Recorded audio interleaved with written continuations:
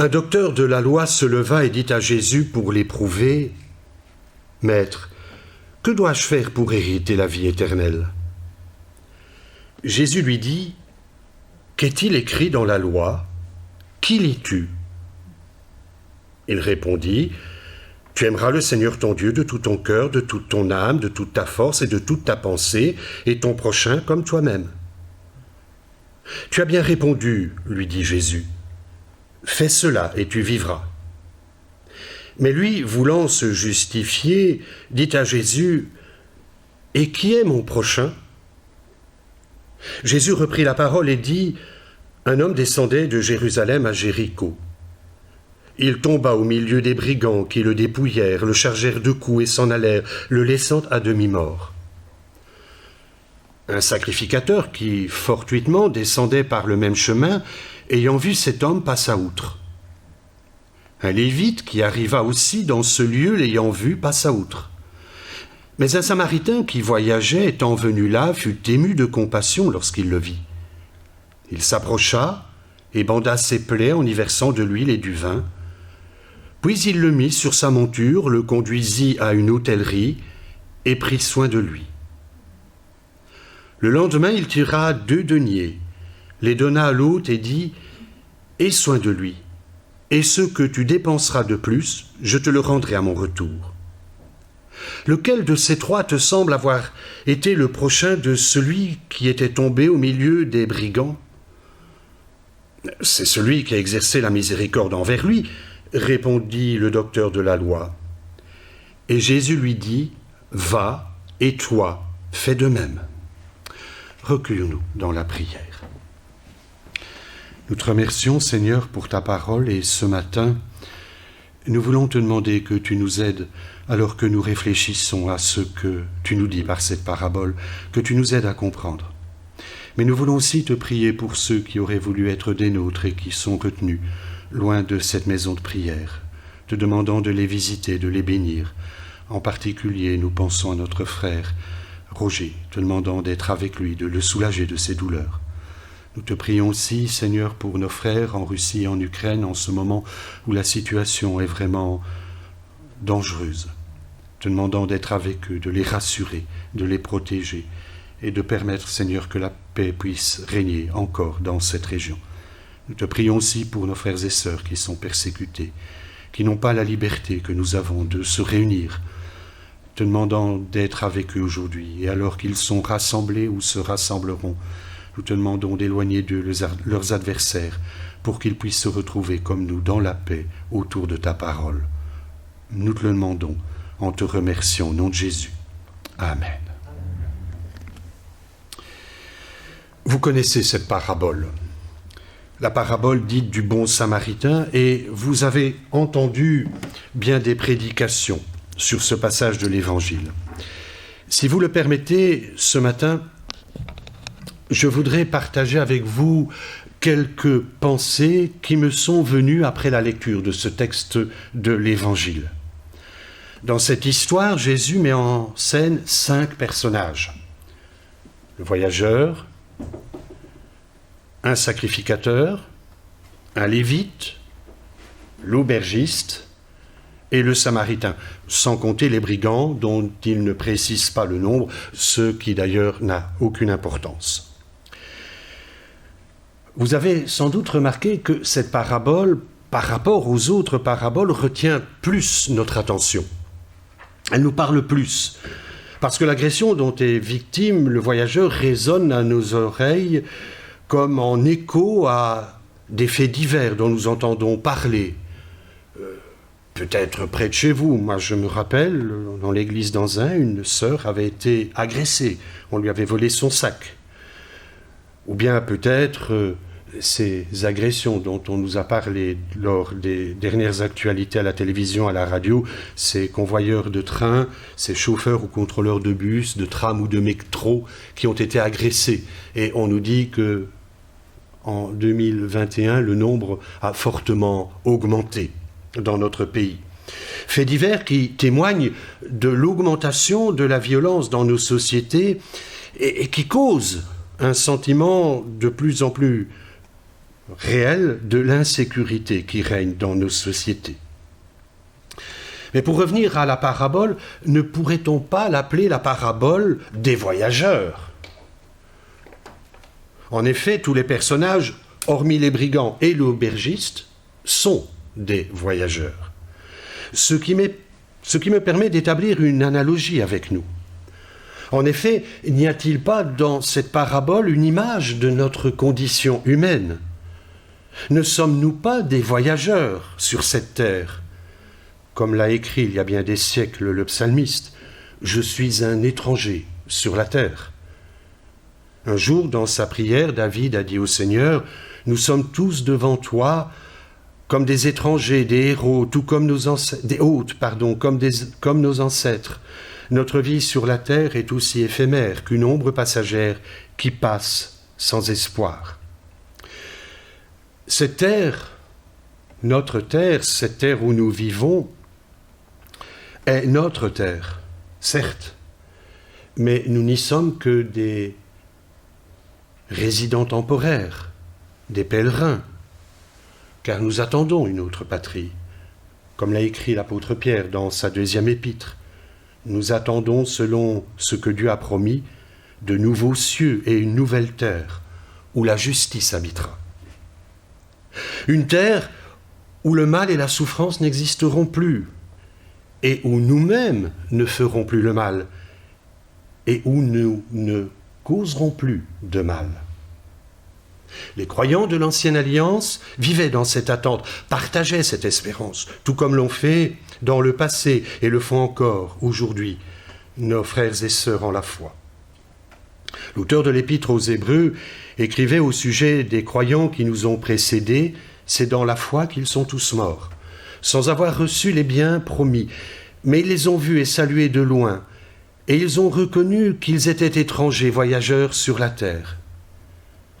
S'ils avaient eu la nostalgie de celle qu'ils avaient quittée, ils auraient eu le temps d'y retourner. Mais en réalité, ils désirent une meilleure patrie, c'est-à-dire la patrie céleste.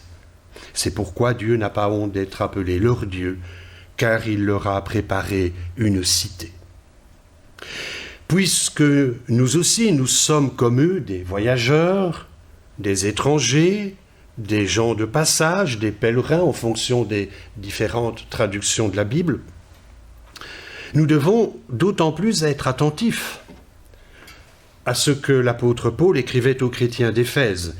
Il leur dit, « Souvenez-vous qu'à ce moment-là, vous étiez sans Messie, sans le Christ, exclus du droit de cité en Israël, étrangers aux alliances de la promesse, sans espérance et sans Dieu dans le monde.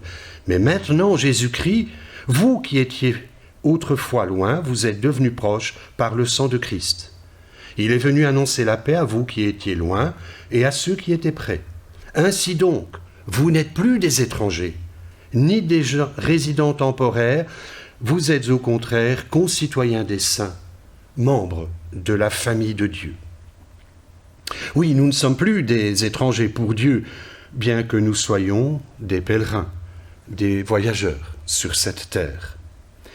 Et puisque nous sommes encore des pèlerins dans l'attente où le Seigneur nous appellera à aller auprès de lui ou dans l'attente de son retour, écoutons donc encore cette exhortation de l'apôtre Pierre qui nous dit « Si vous invoquez comme Père celui qui, sans faire acception de personne, juge chacun selon son œuvre, marchez dans la crainte de Dieu tout le temps de votre pèlerinage. » Bien-aimés, poursuit-il, je vous encourage en tant que résidents temporaires et étrangers sur la terre à vous abstenir des désirs de votre nature propre, de la chair, qui font la guerre à l'âme.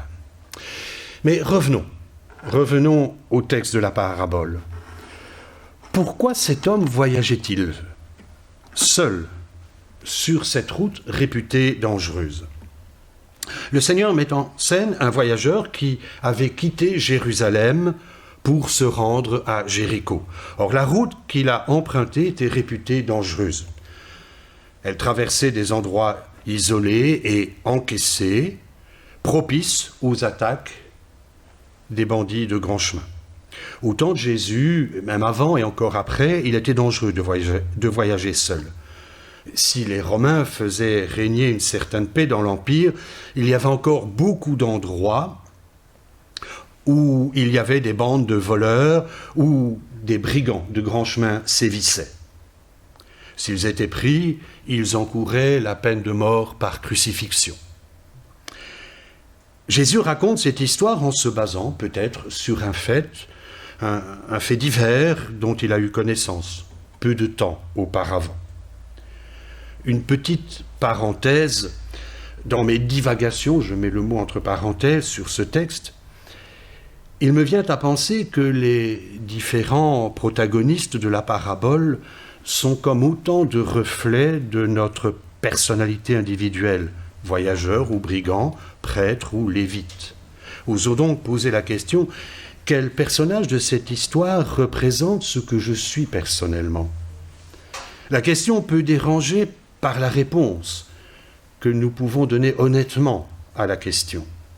Toutefois, rappelons-nous qu'il s'agit ici d'une parabole, une histoire basée sur des faits réels, peut-être, mais une histoire qui doit servir à nous faire comprendre l'enseignement du Seigneur.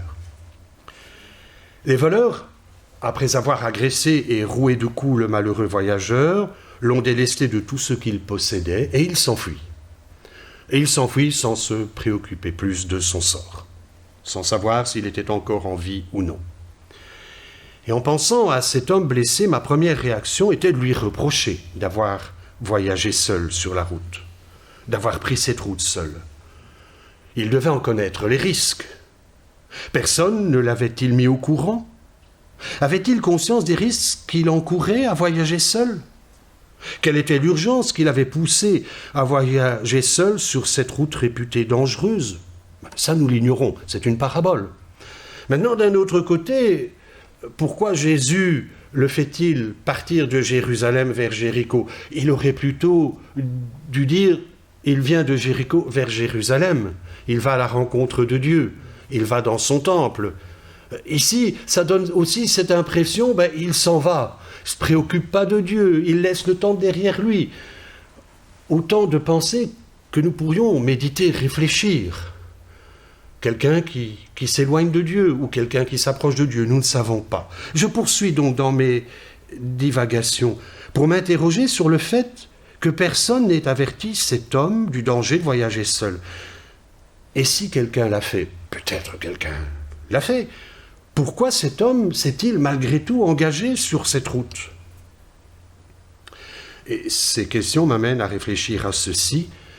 N'est-ce pas la responsabilité et le rôle de l'Église et des chrétiens, c'est-à-dire vous et moi, d'avertir les hommes et les femmes de notre temps du péril qu'ils encourent à vivre sans Dieu, de continuer à le rejeter de leur vie ? Oui, c'est notre devoir de leur parler de Jésus, de leur dire son amour, ce qu'il a fait pour chacun de nous. N'est-ce pas parce qu'un jour quelqu'un nous a parlé de l'amour de Dieu que nous sommes venus à la foi ? Et si un jour nous l'avons rencontré sur le chemin de notre vie, ne devons-nous pas dire son amour autour de nous ? Comme le démoniaque de Gadara qui voulait suivre Jésus, et Jésus n'a pas accédé à sa prière, il l'a renvoyé chez lui en lui disant « Va et raconte comment le Seigneur a eu compassion de toi. Va dire aux tiens comment le Seigneur a eu compassion de toi. » Il y a peut-être aussi, je poursuis toujours dans mes divagations, le mot toujours entre guillemets, des personnes qui sont dans une situation telle que celle où se retrouvait le voyageur de la parabole, accablé par les épreuves, désespéré par ce que la vie vous réserve et confronté à l'indifférence des autres, vous sentez comme abandonné au bord du chemin, vous demandant qui pourrait, qui voudrait vous venir en aide, vous secourir. L'indifférence qui règne dans nos sociétés contemporaines est souvent dénoncée dans les médias. Cependant, il ne faut pas regarder très loin pour voir que nous pouvons, nous aussi, être et rester indifférents aux problèmes des autres. Et nous avons une bonne excuse pour cela, on ne peut pas porter tous les malheurs du monde. Pour le blessé, il n'y avait d'espoir que si une personne charitable venaient à son secours. Aujourd'hui, nous pouvons appeler à l'aide ou au secours à n'importe quel moment avec nos portables, nos GSM. Mais il n'est pas sûr que nous trouvions sur le chemin de notre vie une personne disposée à nous écouter et qui puisse vraiment nous aider. Nous pouvons nous plaindre de ce que les autres ne viennent pas à notre aide, mais nous, sommes-nous disposés à aider ceux qui sont dans le besoin ? Il y a plus d'une trentaine d'années, la Croix-Rouge de Belgique avait organisé une campagne d'affichage sur le thème « L'indifférence, un mal qui se soigne ». Le thème a été repris il y a quelques années par l'Église catholique. Vous en avez peut-être vu les bannières qui étaient alors placées aux entrées des églises. L'indifférence, un mal qui se soigne. Oui, l'indifférence est un mal qui se soigne, mais encore faut-il que nous désirions le soigner. Alors, au lieu de critiquer l'indifférence des autres, considérons plutôt la nôtre. Parlons un peu maintenant de ceux qui n'ont pas aidé le voyageur. Je continue encore dans mes divagations.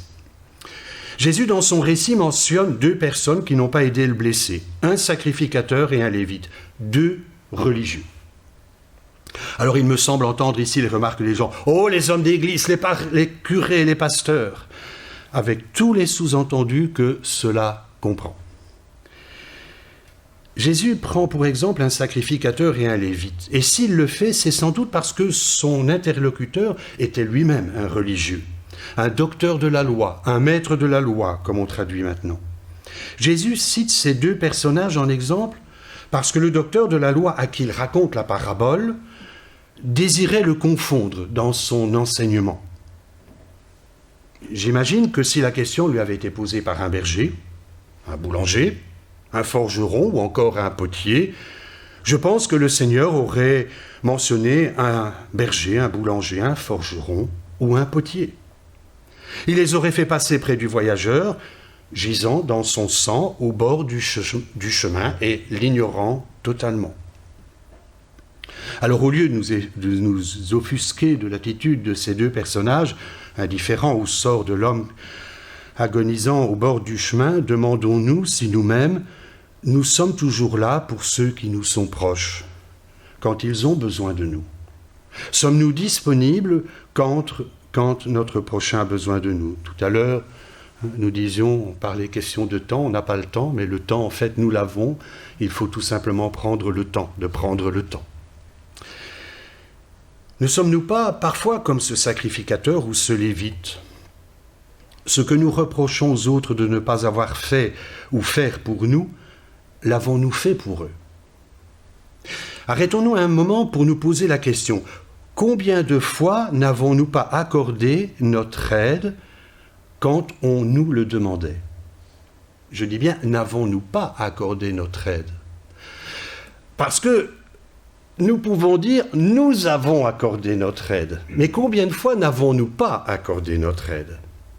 Alors ici, je ne vous demande pas de penser à une aide matérielle, une aide physique, déménagement, ménage, le jardin, les enfants à garder, voire de l'argent à prêter. Non, je pense à ces personnes qui avaient besoin d'être consolées, écoutées, entourées, réconfortées. Je voudrais simplement ici, sans m'étendre plus, vous rappeler ce que Jésus a dit. Je vous le dis en vérité, toutes les fois que vous avez fait ces choses à l'un de ces plus petits de mes frères, c'est à moi que vous les avez faites. Je vous le dis en vérité, toutes les fois que vous n'avez pas fait ces choses à l'un de ces plus petits, c'est à moi que vous ne les avez pas faites. Vous me direz, je l'ai fait. Eh bien, c'est bien. Vous avez fait votre devoir. N'attendez pas une médaille pour ça.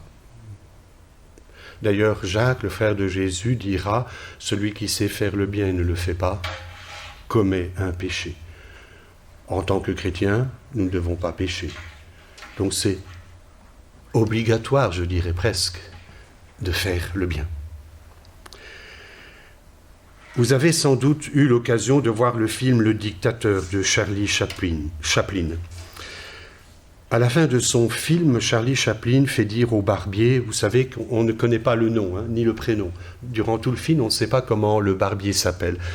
Mais à la fin du film, Charlie Chaplin fait dire à cet homme, au barbier, je prends ma tablette pour lire, excusez si la citation est longue, « Nous voudrions tous nous aider si nous le pouvions, les êtres humains sont ainsi faits. Nous voulons donner le bonheur à notre prochain, pas lui donner de malheur. Nous ne voulons pas haïr ni humilier personne. Chacun de nous a sa place et notre terre est bien assez riche. Elle peut nourrir tous les êtres humains. Nous pouvons tous avoir une belle vie et libre, mais nous l'avons oubliée. L'envie a empoisonné l'esprit des hommes, a barricadé le monde avec la haine, nous a fait sombrer dans la misère et les effusions de sang. Nous avons développé la vitesse pour nous enfermer en nous-mêmes.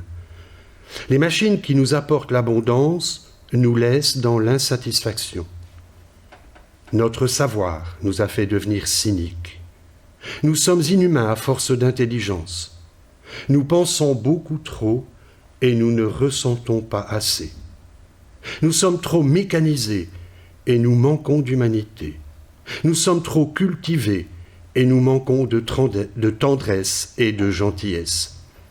Sans ces qualités humaines, la vie n'est plus que violence et tout est perdu. Les avions, la radio nous ont rapprochés les uns des autres. Ces inventions ne trouveront leur vrai sens que dans la bonté de l'être humain, que dans la fraternité, l'amitié et l'unité de tous les hommes. Discours troublant, quand on pense que le film a été tourné en 1939 et qu'il est sorti en 1940. Parlons maintenant du Samaritain. C'est nous qui l'appelons le bon Samaritain. Jésus dit simplement que ce voyageur était un Samaritain, un habitant de la Samarie. Pour des raisons historiques, il serait trop long d'exposer ici. Il faut savoir que les Israélites et les Samaritains se détestaient. Jésus aurait pu mentionner simplement un autre voyageur, sans autre précision, mais il insiste sur le fait que celui qui a aidé le blessé était un étranger. Un homme pour qui les Judéens n'avaient aucune estime, ce qui d'ailleurs leur était bien rendu par les Samaritains. Je continue dans mes élucubrations concernant la parabole. Qu'a pensé le voyageur blessé quand il a vu s'approcher le Samaritain ? Parce qu'ils étaient reconnaissables, ils avaient des habits qui les faisaient reconnaître. Souvenez-vous que la servante a reconnu Pierre à sa façon de s'habiller et à son accent. S'est-il demandé avec appréhension qu'il était de connivence avec ses agresseurs ? Mais quoi qu'ait pu penser le blessé, c'est cet homme, cet étranger, un Samaritain honni, qui va prendre soin de lui. Ne devrions-nous pas être comme ce Samaritain pour ceux qui nous entourent ? Nous leur sommes étrangers et ils sont étrangers pour nous. Mais qui est ce Samaritain pour nous ?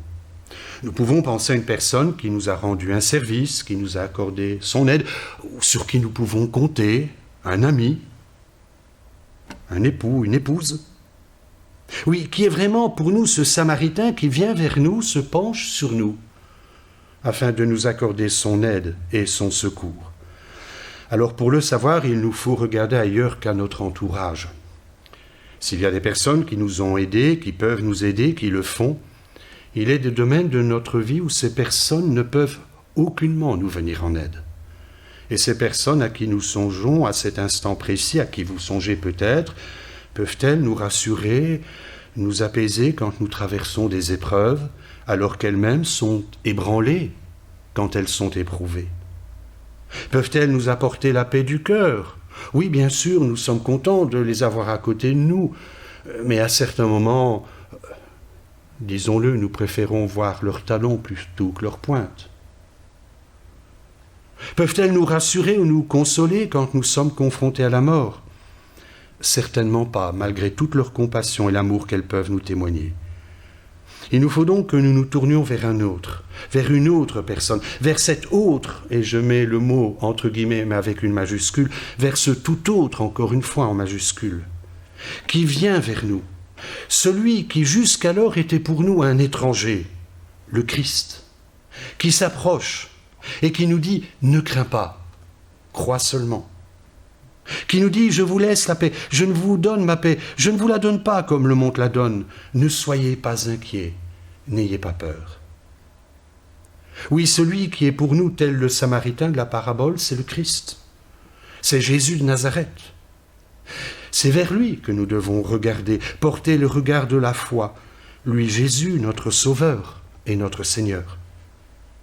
Vous sentez-vous abandonné dans ce monde et n'avez personne à qui vous confier, à qui dire la peine secrète qui vous accable, qui vous fait souffrir? Peut-être craignez-vous de vous en ouvrir aux autres parce que vous pensez qu'ils ne vous comprendront pas. Ce qui vous remplit peut-être d'amertume ou de révolte. Sachez cependant qu'il y a quelqu'un qui vous aime vraiment et veut vraiment vous venir en aide, le Seigneur. Nous devons savoir que Dieu nous aime et il nous aime depuis longtemps. La Bible nous dit qu'il nous aime depuis toute éternité. Il existe une personne qui nous aime, qui veut et peut véritablement nous venir en aide, vous venir en aide, Jésus, le Fils de Dieu, le Christ. Et parce qu'il a connu la vie humaine, il sait ce que vous pouvez endurer. Il sait ce que vous pouvez souffrir, parce que lui-même a souffert. Oui, il existe une personne, une seule qui puisse vraiment vous aider. Aujourd'hui, le Seigneur s'approche de vous pour vous aider, tel le Samaritain de la parabole. Jésus est le seul étranger qui n'a aucun des défauts dont nous stigmatisons les étrangers. Il ne s'impose pas à nous. Il vient simplement à notre rencontre avec compassion, avec amour. Il connaît, voit notre détresse, notre souffrance. Il sait que nous avons besoin de lui, de son aide, de son secours, de son pardon, mais surtout de son amour. Toujours dans mes élucubrations concernant la parabole, je me mets à penser que le voyageur blessé a sans doute poussé une grimace de douleur quand le Samaritain l'a relevé, l'a mis sur sa monture, lui a versé du vin sur les plaies. Peut-être appréhendez-vous qu'il en aille ainsi pour vous si vous laissez Jésus s'approcher de vous, se pencher sur votre vie. Vous craignez que le Seigneur vous accable de reproches à cause de vos péchés. Et il pourrait le faire. Il pourrait vous repousser, comme nous repoussons les autres quand ils nous dérangent. Il pourrait vous rejeter. Je n'ai rien à faire avec toi. Il pourrait le faire. Il pourrait vous condamner sans rémission, mais il ne le fera pas. Il est venu parmi nous pour partager notre humanité et pour donner sa vie afin de nous arracher à notre condition misérable dans laquelle nous étions plongés à cause de nos péchés. Si Jésus a pardonné aux brigands repentants crucifiés en même temps que lui, s'il a accordé son pardon à une femme surprise en flagrant délit d'adultère alors que tous la condamnaient, s'il a encore pardonné à un fonctionnaire malhonnête, Zachée, il vous pardonnera aussi vos fautes et vos péchés. Ne craignez donc pas de venir à Jésus. Ne craignez donc pas parce qu'il s'approche de vous aujourd'hui. Ne craignez pas de reconnaître devant lui que vous êtes pécheurs, car il dit « Je ne suis pas venu appeler ceux qui croient faire la volonté de Dieu, mais ceux qui se reconnaissent pécheurs, pour qu'ils changent de vie. Tous ceux que le Père me donne, disait-il encore, viendront à moi, et je ne mettrai pas dehors celui qui vient à moi. » Vous allez dire que je radote, que je répète toujours le même verset dans mes prédications. Que voulez-vous là, j'ai là? Mais vous vous souvenez de ce que Jésus a dit à Nicodème? Oui, Dieu a tant aimé le monde qu'il a donné son Fils unique, pour qu'aucun de ceux qui se confient en lui ne soit perdu, mais que chacun accède à la vie éternelle. En effet, Dieu n'a pas envoyé son Fils dans le monde pour condamner les hommes, mais pour que le monde soit sauvé par lui. Et le monde, ce n'est pas notre société, ce ne sont pas ni les économies, ni la politique. Le monde, c'est nous, les hommes. Oui, Jésus est pour chacun de nous ce bon samaritain que nous voudrions, que nous espérons trouver sur le chemin de notre vie. Alors, puisque tous nous ne pouvons nous en sortir seuls, laissons le Seigneur s'approcher. Laissons-le nous aider. Frères et sœurs, tant qu'il nous reste encore un peu de force et de volonté, ayons recours à lui. Appelez-le. Appelons-le par la prière et avec confiance, avec foi. Oui, faites appel, faisons appel à son amour. Il ne nous refusera pas son amour, parce qu'il est amour, nous dit la Bible. Prions. Seigneur, oui, nous sommes parfois comme ce blessé au bord du chemin. Quelle que soit notre vie, tu nous regardes là, tu veux t'approcher de nous et parfois nous nous retirons, nous repoussons ta main, parce que nous avons peur que la souffrance deviendra plus grande.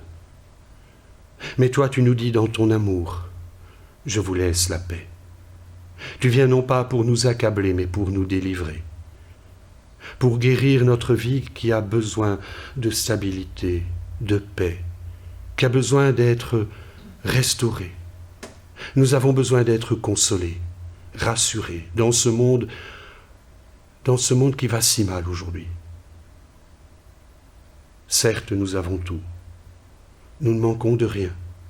Et pourtant, nous ne sommes pas forcément heureux. Et toi, tu ne viens pas pour nous apporter le bonheur, mais tu viens pour nous dire que tu nous aimes. Tu viens pour nous dire, Seigneur, que tu veux nous prendre dans tes bras, telle la brebis perdue, que tu veux nous relever, tel le Samaritain qui a relevé le blessé de la parabole. Tu viens pour nous, aujourd'hui encore. Nous te remercions, Seigneur Jésus, d'avoir accepté de partager notre humanité. Merci pour tout ce que tu as fait, tout ce que tu as dit. Merci d'avoir donné ta vie pour que, par ton sacrifice, nous soyons réconciliés avec notre Père céleste. Merci, parce que tu es parti nous préparer une place dans la maison du Père, afin qu'un jour notre pèlerinage, quand il cessera, nous trouvions ce foyer, cette maison où règne la paix, cette maison où nous pourrons nous reposer de tous nos travaux, cette maison où toi-même tu nous accueilleras, où tu nous diras, viens, entre dans le repos de ton Maître. Merci Seigneur pour ta parole, merci pour ce que tu veux faire pour chacun de mes frères et sœurs aujourd'hui. Et ma prière est celle-ci, Seigneur, c'est que tu puisses permettre à chacun d'entre eux de trouver la paix en toi, toi dont la Bible a dit, bien avant que tu viennes sur la terre, que tu es le prince de la paix. Merci Seigneur. Amen.